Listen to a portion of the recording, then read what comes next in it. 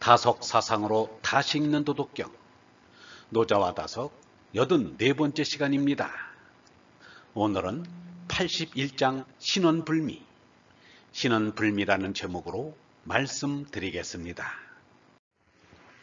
경애하는 얼번 여러분, 도덕경 81장은 이러합니다. 신원불미, 미도운 말은 아름답지 않고, 미연불식, 아름다운 말은 미덥지 않다. 선자불변, 착한 이는 말 잘하지 못하고, 변자불선, 말 잘한다고 착한 게 아니다. 지자불박, 아는 이도 알미 넓지 못하고, 박자부지, 알미 넓다고 다 아는 것이 아니다. 성인부적, 거룩한 사람은 모으지 않는다. 기위인기 유유, 이미 사람을 도왔으나 죄 더욱 가지고, 기여인기 유다, 이미 사람에게 주었으니 죄 더욱 많아. 천지도리 이 불에, 하느님 어른 좋게 하지 언짢게 안 한다. 성인 지도위 이 부쟁, 거룩한 사람의 어른 돕되 다투지 않는다. 도덕경을 풀이할 때나 읽을 때는 노자가 참나를 깨달은 사람이라는 것을 명심하여야 합니다. 노자는 단순히 어려운 이 세상에서의 처세 철학을 가르친 사람이 아닙니다. 영원한 생민 참나를 깨우치고자 한 사람입니다. 그러므로 도덕경을 읽고서 노예한 처세인 되어서는 안 됩니다. 순진한 신앙인이 되어야 합니다. 유영문은 말하였습니다. 좋은 사상은 내 생명을 약동케 한다. 남의 말을 읽어도 들어도 시원하다. 생각처럼 귀한 것은 없다. 생각 가운데 거룩한 생각은 향기롭다. 바람만 통해도 시원한데 거룩한 향기가 풍기는 바람이 불어오면 얼마나 시원할까. 시원한 생각, 시원한 말씀이 불어가게 하라. 미더운 말은 아름답지 않고, 아름다운 말은 미덥지 않다. 예수석가 노자의 말은 지혜의 말씀이지 문학의 문장이 아닙니다. 시나 소설을 쓰는 사람 가운데 얼마나 아름다운 문장을 지어낸 사람들이 많은가. 그러나 그들은 예수석가 노자 같은 믿음의 말을 한 사람들이 아닙니다. 아름다운 말을 하였을 뿐입니다. 공자의 말처럼 물이 스며드는 듯한 거짓말, 살갗이 닿아오는 듯한 속삭임이 바로 미연입니다. 바이런, 괴테, 휘트먼의 시도 믿음의 말이라고 할 수 없습니다. 예수 석가 노자의 말에는 아름다운 표현보다는 믿음의 지혜가 번뜩입니다. 문인들이 글처럼 장미처럼 아름답지 않고, 꿀물처럼 달지도 않고, 기름 바른 듯 매끄럽지도 않습니다. 믿음의 말은 하느님으로부터 성령을 받아서 하는 말입니다. 유영문은 말하였습니다. 사람이 생각한다는 것은 하느님의 성령이 있어서 이루어진다. 하느님이 내게 건네주는 것이 거룩한 생각이다.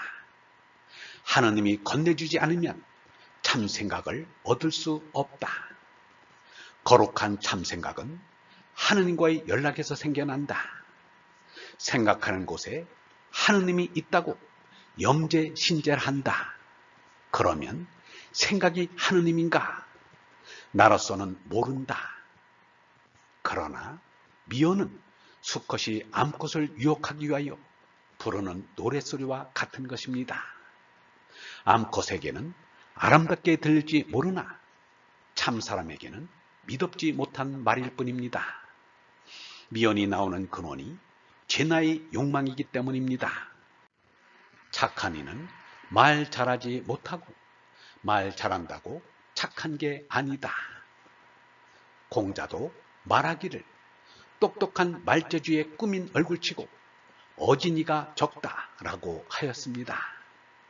이 말은 논어에서 하기편과 양화편에 2번이나 나옵니다. 편집상의 실수라기보다는 앞과 뒤에 강조하고자 일부러 2번이나 넣은 듯합니다.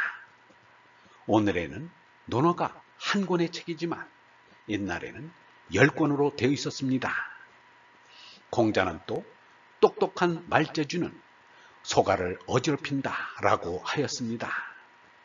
그 제자들을 대하는 것을 보면 공자는 지인 지명이 있었습니다. 그런데 똑똑하게 말 잘하는 사람은 착하게 보지 않았던 것 같습니다. 변자불선을 경험한 탓일 것입니다. 마하트마 간디는 언행으로 선자불변을 보여주었습니다. 마하트마 간디는 오랫동안 금요일을 침묵의 날로 지키기도 하였습니다. 마하트마 간디는 공자의 말 가운데 침묵을 통해서 모든 것을 깨달을 수 있다는 말을 좋아하여 실천하고자 하였습니다. 간디는 말을 적게 하기를 이렇게 권고했습니다. 걷기를 하거나 일에 몰두한 사람은 말이 적다. 말과 행동은 서로 맞지 않는다. 자연을 보라. 한순간도 쉬지 않고 끊임없이 일한다. 그런데 말이 없다. 나는 매일 침묵의 중요성을 알게 된다. 침묵은 누구에게나 좋지만 일에 깊이 골몰하는 사람에게는 참으로 중요하다. 불필요한 것을 말하지 않고 가능한 몇 마디로 필요한 것만 얘기하면 나의 시간뿐 아니라 다른 사람의 시간도 건질 수 있다. 나는 삶의 순간마다 침묵이 최대의 웅변임을 알게 된다. 말해야 한다면 가능한 적게 말하라. 한마디로 충분할 때면 2마디를 피하라. 아는 이도 알미 넓지 못하고 알미 넓다고 다 아는 것 아니다.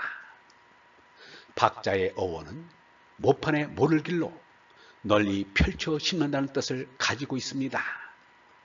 학교의 기능을 상징하고 있습니다. 학이 배우는 기능을 나타내는 것이라면 박은 가르치는 기능을 나타내는 것이라고 하겠습니다. 지자불박은 참을 아는 이는 세상 학교를 많이 다니지 않는다로 박자부지는 학교에 많이 다니는 이가 참을 알지 못한다로 풀어봅니다. 경전은 어느 한 경전만 읽으면 안 됩니다. 두루 다 읽어보아야 합니다. 경전을 두루 읽고 널리 배운다는 것은 참으로 중요합니다. 도덕경을 쓴 노자도 박학한 사람임에 틀림없습니다. 공자도 박학을 아주 강조하였습니다. 군자는 그를 널리 배워서 예로서 묶으라 라고 하였습니다. 이 문장은 논어에 2번, 중용에 1번, 맹자에 1번 나올 만큼 중요합니다. 공자의 말에서 따온 방문양례는 널리 회자되는 문구입니다. 다랑의 사람들이 공자를 찬양할 때도 박학이라 하였습니다. 아는 것이 많다는 뜻입니다. 크도다 공선생님, 널리 알아서 이름이 알려지지 않은 곳이 없도다. 공자는 가난하여 배우지 못하였습니다. 그래서 스승이 없습니다. 예수도 학교 공부를 못하였습니다. 그리하여 사람들로부터 저 사람은 배우지도 않았는데 어떻게 저렇듯 아는 것이 많을까? 라는 말을 들었습니다. 하느님을 바로 아는 지자는 제도권 교육을 받지 못하였습니다. 이것이 지자불박의 뜻입니다. 그들의 스승님은 바로 하느님이십니다. 예수는 말하였습니다. 너희는 스승 소리를 듣지 마라. 너희의 스승은 오직 한 분뿐이고 너희는 모두 형제들이다. 간디도 같은 말을 하였습니다. 스승은 완전해야 한다.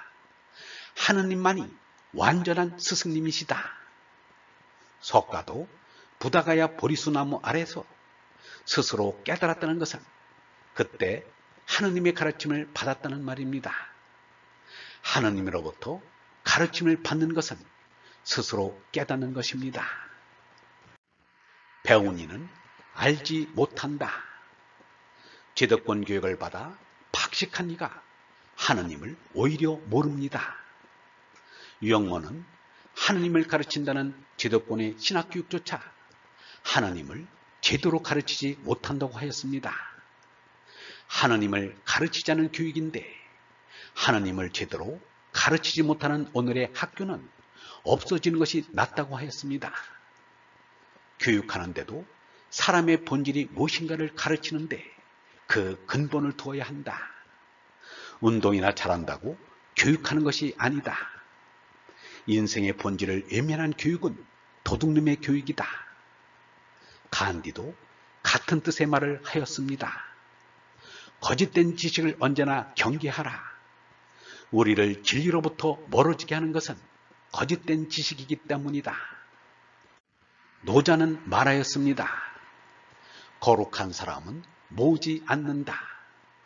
이미 사람을 도왔으나 죄도 가지고 이미 사람에게 주었으니 죄도 많다. 사람의 수명이 80세라면 전반생 40년 동안은 형이의 재물이나 형이사의 재물을 많이 모아드립니다.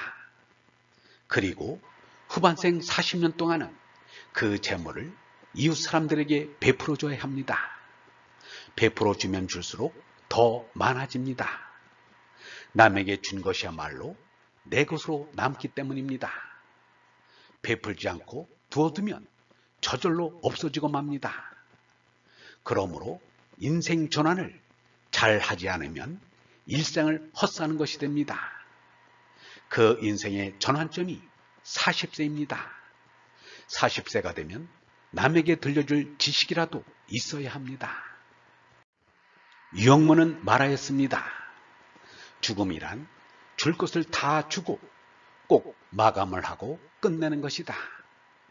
줄 것을 다 주고 위로 올라가는 것이 죽음이다.